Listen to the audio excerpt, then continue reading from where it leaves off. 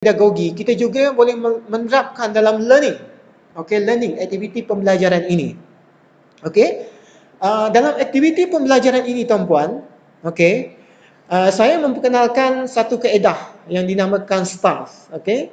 Iaitu baru diperkenalkan dalam beberapa minggu ini kepada pelajar-pelajar, iaitu daripada model pembelajaran yang saya ambil daripada pembelajaran Al-Kahfi, iaitu peristiwa Nabi Musa menuntut ilmu dengan Nabi Khidir. Okey, dan saya jadikan dia satu model pembelajaran, okey, yang sebenarnya pernah dibentangkan tentang konsep model pembelajaran Al-Kahfi ini. Dan dalam model Al-Kahfi ini saya ambil beberapa pendekatan dan saya cuba masukkan. Okey, kalau kita nak menggunakan dalam pembelajaran, boleh digunakan. Jadi dalam pembelajaran ini, yang ini agak kompleks sedikit, walaupun masa singkat saya tayang-tayangkan saja, dan insya-Allah saya boleh masukkan dalam portal saya itu dan tuan-puan boleh buat rujukan nanti tentang apa yang dinamakan STARS, sebab mustahil untuk bercakap dalam masa yang singkat ini. Saya cuma memperkenalkan apa itu STARS, dan STARS ini juga boleh digunakan dalam aktiviti-aktiviti motivasi, aktiviti-aktiviti yang berkaitan dengan program-program, okey, dan kita juga menggunakan STARS ini untuk aktiviti meningkatkan kecemerlangan pelajar di IPG itu sendiri. Okey, STARS ini ialah satu bentuk pembelajaran alternatif, okey, yang kita namakan sebagai S itu ialah setting, okey, setting, iaitu kita pergi kepada pasal setting ini, okey. Pasal setting ini, yang ini secara tulinnya dia berpusat kepada murid, okey, berpusatkan murid. Kalau susah nak diaplikasikan tidak mengapa, tuan-puan boleh ambil beberapa perkara sahaja, okey. Yang ini saya telah aplikasikan pada tahun lepas, okey. Saya cuba uji cuba, dia macam okey tetapi macam susah, okey. Sebab semuanya atas pelajar, semuanya berpusatkan murid, okey. Dan saya cuba pada tahun ini agak berstruktur sedikit, mungkin dia agak kompleks, tetapi kita boleh tambah baik dia punya prototype ini. Baik, yang pertamanya S itu ialah setting, target, apa isu dia. Kalau kita ada program, kita boleh target apakah program kita nak buat. Isu pelajar ini tak boleh katakan pencapaian tidak baik. Ataupun kita bercakap tentang pelajaran bahasa Melayu. Saya sendiri adalah pensyarah bahasa Melayu. Jadi isu dia apa? Okey? Mungkin hendak merungkai standard katakan.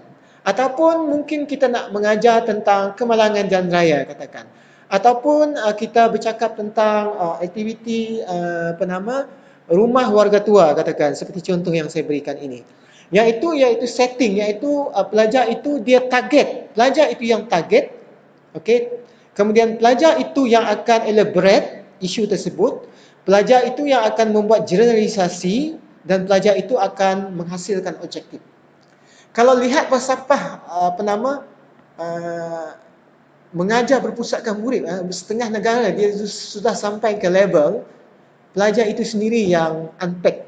Okey, guru bersama-sama dengan pelajar itu unpack bersama-sama.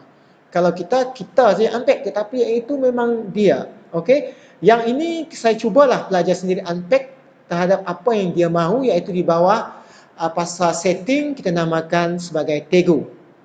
Okey. Okey, murid diperkenalkan dengan aktiviti misalnya kehidupan penghuni rumah Seri Kenangan katakan. Kemudian dia akan pergi kepada aktiviti-aktiviti Tego tadi. Okey, ini contoh borang Tego lah.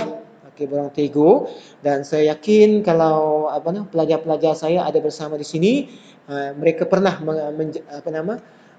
bereksperimen dan mereka pernah mengikuti bentuk pembelajaran Tego ini. Okey. Okey, objektif dia. Okey. O ni objektif dia. Okey, dia ada hasil pembelajaran, apa pelajar itu dapat dan apakah dia kriteria kejayaan yang pelajar itu peroleh. Okey, daripada setting itu tadi, kita pergi kepada task. Maksudnya kita beri tugasan. Apa tugasan yang nak diberikan pada pelajar tersebut? Jadi apabila kita pergi kepada tugasan itu, dia mestilah ada berkaitan dengan setting, ada berkaitan dengan adventure real experience, okey, destinasi yang kita namakan sebagai disopi. Mungkin tuan-puan susah betul nak faham sebab saya jelaskan sejam lebih pun ada pelajar, wow, dia kompleks sangat encik, susah nak faham. Okey, nampak? Jadi kalau tuan-puan tak faham nanti, tak mengapa, tuan-puan boleh lihat dalam portal itulah. InsyaAllah saya akan cuba muat naik nanti. Okey. Kemudian itu contoh tugasan. Selepas kita memberi tugasan kepada pelajar, kita pergi kepada adventure. Adventure ini pelajar sendiri yang mengalami pengalaman pembelajaran itu sendiri. Dan sesuai untuk projek-projek di sekolah, sesuai juga untuk pendekatan di dalam bilik darjah mengikut pasal-pasal S dia, T dia berperingkat-peringkat sehingga dia mencapai hasil pembelajaran dia, ataupun dia membuat kerja khusus, ataupun saya sendiri buat dalam tutorial, buat tutorial dalam talian, katakan tidak segerak, saya minta dia orang cari tajuk, saya assign satu tajuk dan mereka mula mengupas sendiri, target sendiri, kemudian mereka adventure sendiri, dan akhirnya mereka pergi kepada peringkat-peringkat yang lebih jauh. Dan adventure ini kita namakan sebagai disopi, iaitu ada destinasi, searching, observation, feedback, evaluation. Okey. Destinasi, okey, ini contoh-contoh destinasi, huraian dia, searching, observation, okey, dapatan dan juga feedback. Dan kalau kita lihat di situ, feedback dia ada dalam itu sebab sekarang ini kita memerlukan feedback. Okey, kita belajar memerlukan feedback. Kalau orang katakan sekarang ini pun pihak pengajar ada feedback. Dia ada borang feedback itu. Okey, sejauh manakah keberkesanan yang ini. Jadi dia nak tahu apa yang dia buat. Jadi dalam pelajaran pun dia kena ada feedback. Dalam adventure ini kita ada feedback, dan feedback ini dia memenuhi tuntutan PBD, iaitu dia memerlukan maklum balas bukan saja daripada rakan sebaya, malah kendiri selain daripada guru itu sendiri. Okey, di situ proses-proses itu berlaku dan akhirnya mereka membuat penilaian. Dan kalau kita lihat penilaian ini, kita menerapkan kemahiran berfikir, iaitu menilai. Menilai ini ialah peringkat yang kedua tertinggi. Okey, secara tidak langsung. Dan akhir sekali mereka membuat reflection ataupun dive, okey, iaitu kenal pasti isu, huraikan, analyze, menilai dan transform. Okey, dan kalau kita menggunakan tool dive ini, tool ini digunakan dalam pelajaran, dia boleh ambil R ini saja pun boleh. Okey, dan apabila kita aplikasikan dalam pengajaran kita, guru-guru mengaplikasikan kaedah ini, sebenarnya akhir sekali kalau kita lihat sendiri dalam itu, dia analyze itu mula-mula isu. Okey, describe itu dia adalah menghuraikan, memahami sesuatu, dia menghuraikan. Analyze itu dia sudah mencerakinkan. Okey, evaluate ini dia sudah menilai, plus minus dia, apakah kekuatan, apakah kekurangan. Dan apabila dia transform terhadap sesuatu isu tersebut, ataupun dia cadangkan pendekatan sesuai untuk menangani sesuatu isu tersebut, maknanya pelajar ini, tuan-puan, kita dapati dia sudah dapat menguasai kemahiran berfikir aras tinggi itu sendiri. Maknanya melalui aktiviti pembelajaran, melalui learning ini, pelajar dapat berfikir aras tinggi dengan menggunakan pendekatan-pendekatan yang ada. Dan ini merupakan salah satu daripada pendekatan. Tuan-puan, saya rasa berada di padang, berada di lapangan, banyak idea-idea baru dan tuan-puan boleh gunakan. Ambil sekerat itu, ambil sekerat ini, sesuaikan dengan murid tuan-puan. Mungkin apa yang saya cadangkan ini tidak sesuai, tetapi tuan-puan boleh ambil beberapanya, ambil T ke, ambil R ke, ataupun ambil A. Okey, untuk melaksanakan. Sebab setiap stars ini, dia ada kemahiran berfikir aras tinggi dia yang tersendiri. Dan ini borang adite dia. Dan akhir sekali stars, okey, showcase. Showcase ini merupakan satu daripada pendekatan baru dalam pedagogi pembelajaran bermakna. Apabila showcase ini penting, okey.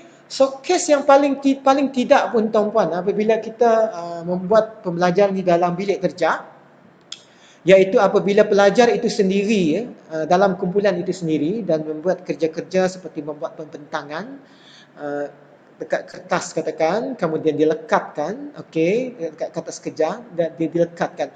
Paling tidak pun kita letak dekat dinding-dinding itu sebagai showcase dan mereka boleh berkongsi pengalaman dengan kalangan murid dalam kelas itu. Ataupun mungkin dekat kantin katakan, lekat aja apa hasil kerja mereka. Kemudian mereka tunggu waktu kantin tersebut dan ada orang tengok. Tiba-tiba orang tengok, kemudian dia share pengalaman pembelajaran. Itu dinamakan showcase. Apabila kita sudah ada showcase ini, apa yang dinamakan sebagai kemahiran berfikir STG, penerapannya ini ialah apabila pelajar itu sendiri, pelajar itu sendiri berfikir bagaimana mengorganize sesuatu, apatah lagi apabila mereka diterjah dengan soalan-soalan daripada orang bertanya sesuatu. Di situ dia memahirkan mereka berfikir. Selain mereka dapat meningkatkan kemahiran berkomunikasi dengan mereka. Jadi dalam konteks showcase ini, learning experience ni, through sharing ini ataupun LEDS ini, saya namakan LEDS ini, ialah merupakan satu bentuk showcase macam-macam sekarang ini. Kalau kita sekarang dilanda oleh krisis pandemik COVID-19, kita ada pembentangan, boleh buat pembentangan menggunakan GM ataupun melalui apa yang dibuat oleh pihak pengajar sekarang. Okey? Ataupun kita buat pameran secara fizikal macam dalam gambar tadi yang saya tunjukkan. Ataupun kita boleh membuat perkongsian melalui digital learning object. Ataupun pelajar itu kita minta dia create, okey, macam dalam konteks saya dengan pelajar-pelajar saya sendiri, saya gunakan Padlet dan pelajar itu sendiri yang create Padlet tersebut, okey, ataupun dia buat pautan, dia create ataupun dia masukkan di dalam Padlet yang telah saya sediakan itu, kemudian orang boleh melihat sendiri dan orang boleh berkongsi tentang digital learning object yang mereka yang ada itu tentang pengalaman pembelajaran mereka. Jadi di situ kita sebenarnya banyak platform yang boleh kita gunakan untuk sharing ini dan showcase ini tuan-puan dia sangat penting. Okey, sangat penting. Kalau tuan-puan rajin kumpul ABM ketika mengajar tersebut, kumpul elok-elok. Apabila ada hari hari keluarga ataupun PIBG, kita boleh buat showcase itu. Anak-anak didik kita boleh sharing dengan ibu bapa mereka pengalaman pembelajaran mereka.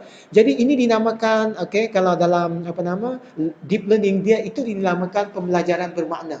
Dan apatah lagi kalau pengalaman pembelajaran itu mereka dapat gunakan dalam kehidupan seharian mereka. Okey, daripada evaluation